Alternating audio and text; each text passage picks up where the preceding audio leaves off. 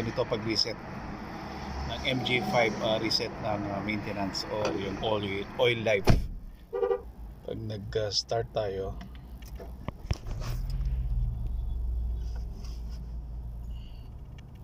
yan, makikita nyo lumabas maintain in time dito sa controller, controller ng panel.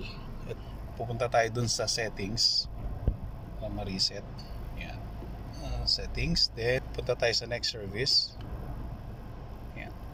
So may remaining pa akong 450 kilometers para mag change oil, pero since na change oil ko na siya, i-reset ko na siya.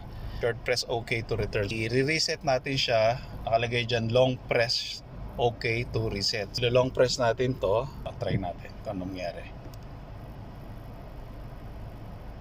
Ayan, kita nyo, nag-reset na siya, nag 10,000 na ulit siya. Yun lang guys.